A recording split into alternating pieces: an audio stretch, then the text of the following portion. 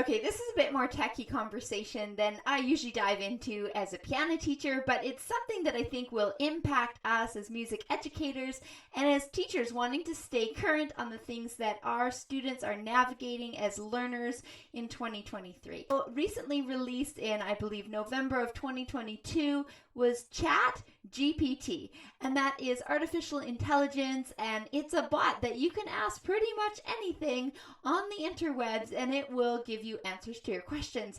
So I thought I would ask it some questions in the music field and see if the chatbot could be my new piano teacher, or if I was a student, if it could answer the questions I most wanted to learn about.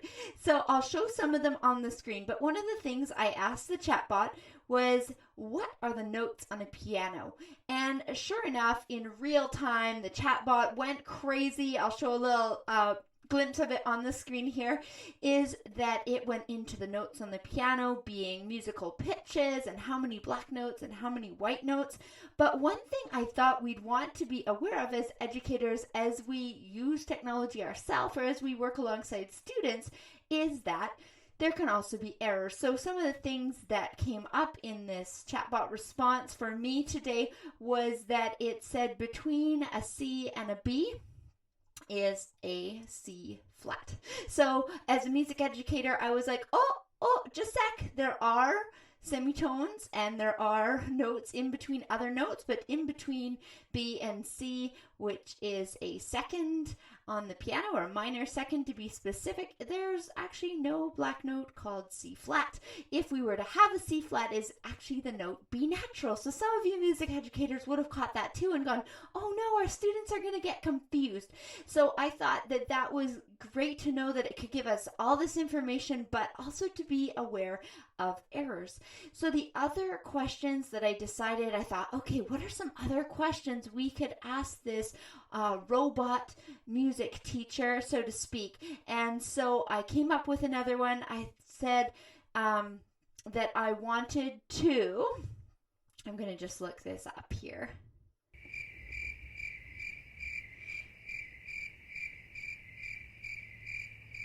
This chatbot is interactive. So one of the things is I did correct the chatbot and say there's no note between a B and a C on the piano, but a B natural could also be called a C flat. And the chatbot was a very quick learner, and it affirmed that that is indeed correct and that the B natural is sometimes known as C flat. So I thought that was kind of fun and funny that it was interactive. And again, this whole realm is so new to all of us, and although we've been Googling things forever, one of the differences is on Google, like if you're researching, you're finding multiple sources to answer your questions, and then you're trying to gather your sources and prove them and see what the source is from and how credible the source is. So I think one of the things that was a caution for me with the AI chatbot is that it gives you one source, it presents it so factually that as if you're not being kind of that questioning learner, you could easily go, oh, okay, this is done and it's ready to present as truth. So that was something that was good to remember and good as we guide students. When I was asking the chatbot music history questions, it would come up with an essay that used to take me ages to resource all that information.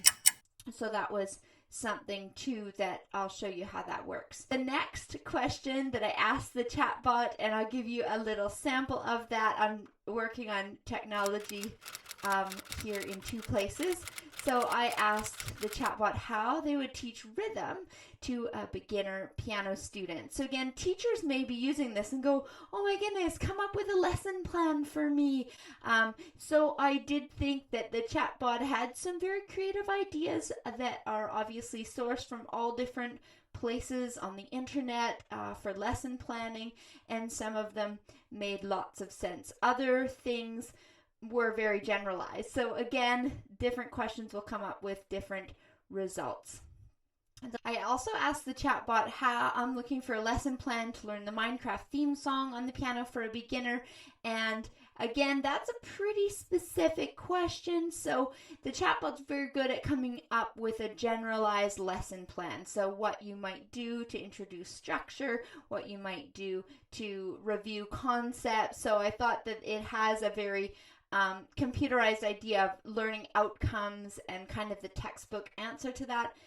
It did go into practicing hands separately, and some of us teachers might say, yay, hand separate practice, but others know that for some students, I don't suggest hand separate practice because once the hands are independent, makes it really hard to play it together. So these were just fun questions to ask a chatbot, see what they came up with, and most of all, I was reminded that teachers are still not irreplaceable. This is a tool. It's going to be something that is commonplace before we blink, but it is something that doesn't replace a one-on-one teacher or a teacher for a group of learners. But I think that it's something to be aware of in our industry, and I hope you'll enjoy pondering how it can be sourced.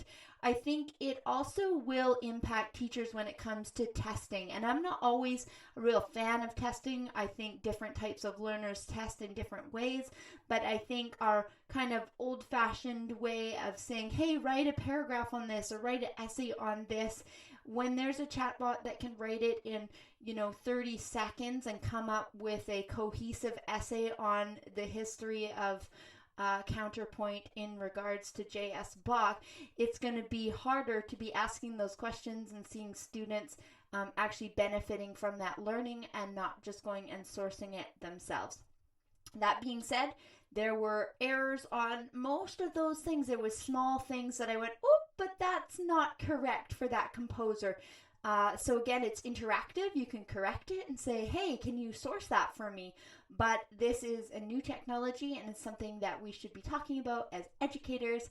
So thank you for listening in today. Let me know in the comments what you think and how you'll be using ChatGPT in your lesson planning, your studio, or if you will stay clear of it and just know about it as an educator, that it is going to impact how students are learning. We'll see you next time.